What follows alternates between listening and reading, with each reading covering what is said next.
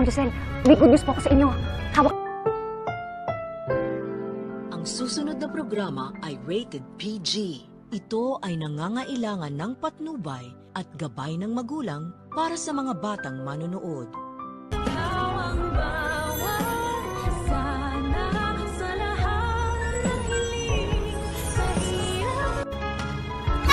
Those handcuffs really suit you, Mona.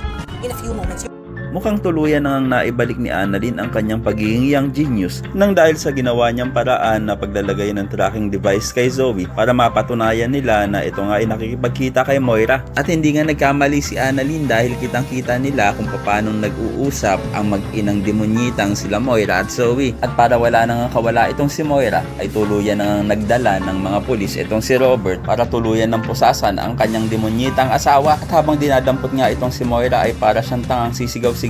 At sa sobrang saya ni Lynette ay agad niyang tinawagan si Giselle upang ibalita dito ang good news. Kaya naman agad-agad rin pinadeport ng Korean government itong si Moira at dito nga mabilis pa sa alas 4 na nakabalik siya ng Pilipinas at hindi na nga tuloy ang kanyang plano na manirahan na sa ibang bansa for good na iba na ang kanyang pagkatao. Para nga lang nagtapon itong si Moira ng ₱1,000,000 para lamang sa kanyang palpak na plano. Kaya naman agad ihaharap ng mga pulis si Moira kay Giselle at hindi na mapipigilan pa ni Giselle na sampalin ang bruha. Sisiguraduhin daw ni Giselle na hindi na makakawala pa at makakatakas itong si Moira at habang buhay na itong maniniraan sa kulungan at ihimas ng malamig na rehas. Pero sa halip na magpakumbaba itong si Moira ay sisigawan niya po si Giselle at magiging palaban pa ito na hindi daw siya nasisindak sa mga sampal ni Giselle at once na natanggal daw ang kanyang mga kamay sa posas ay sasampalin rin daw niya si Giselle na mas malakas pa sa ginawa nito. Sa kabilang banda, ito namang si Carlos ay susuhulan ng abogado niya upang hindi daw madamay ang kanyang pangalan sa kaso nung si Dax. Kaya naman kung isa ka rin sa mga natutuwa dahil sa wakas ay nahuli na si Moira ay pakilike ang video na ito and don't forget to subscribe.